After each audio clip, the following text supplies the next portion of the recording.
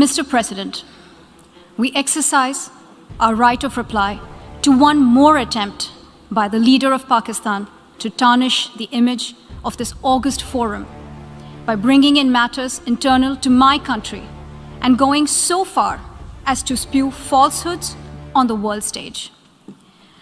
While such statements deserve our collective contempt and sympathy for the mindset of the person who utters falsehood repeatedly, I am taking the floor to set the record straight. Regrettably, this is not the first time the leader of Pakistan has misused platforms provided by the UN to propagate false and malicious propaganda against my country, and seeking in vain to divert the world's attention from the sad state of his country, where terrorists enjoy free pass while the lives of ordinary people, especially those belonging to the minority communities, are turned upside down. Mr. President, member states are aware that Pakistan has an established history and policy of harboring, aiding, and actively supporting terrorists. Such defense of terrorism is unacceptable in the modern world. We keep hearing that Pakistan is a victim of terrorism. This is the country which is an arsonist disguising itself as a firefighter. Pakistan nurtures terrorists in their backyard in the hope that they will only harm their neighbors. My delegation is exercising its right of reply in response to the statement made by the Indian representative. Jammu and Kashmir neither is a so-called integral part of India, nor is it India's internal matter. India remains in occupation of an internationally recognized disputed territory whose final disposition needs to be decided in accordance with the democratic principle of a free and impartial plebiscite under the United Nations auspices as provided for under numerous resolutions of the Security Council. In order to divert attention from ever-increasing international condemnation of India's widespread and escalating human rights abuses in Indian illegally occupied Jammu and Kashmir, India continues to level baseless allegations and rely on outright lie and obfuscation. India's compulsive obsession with Pakistan is neither new nor surprising.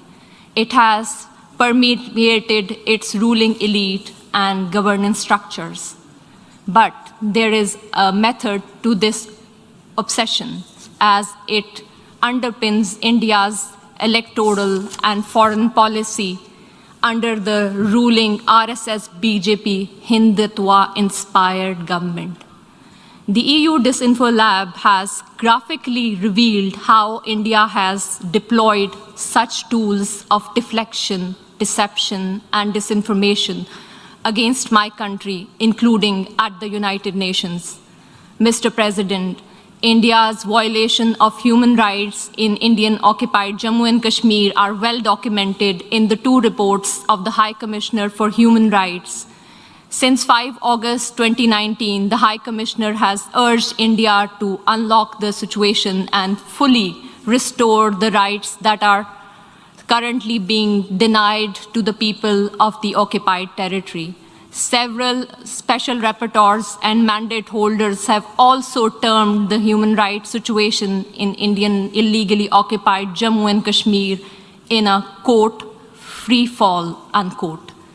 Major human rights organizations, including Human Rights Watch and Amnesty International, have expressed similar serious concerns about India's human rights violation, including in the occupied territory. Not surprisingly, Indian authorities have failed to respond to any of these communications. In fact, a witch hunt has been launched against those who dare to report these crimes. Only last year, Amnesty International ceased work in India, citing constant harassment at the hands of the government.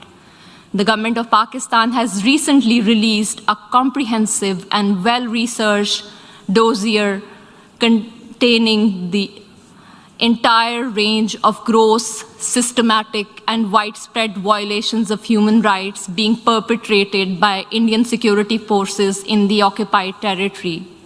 We call upon the international community to take cognizance of the compelling evidence and hold India accountable for the heinous crimes.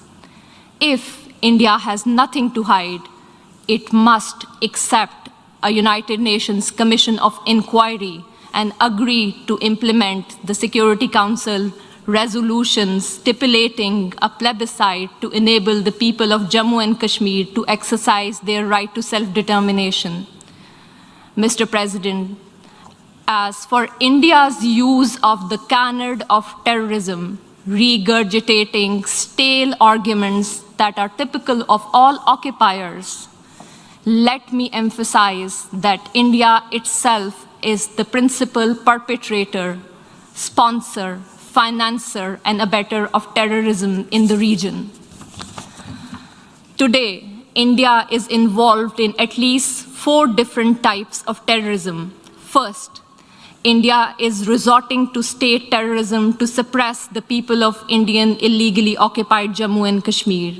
Since 1989, Indian occupation forces have killed more than 96,000 Kashmiris, widowed around 23,000 women, and used rape as a weapon of war and orphaned more than 108,000 children.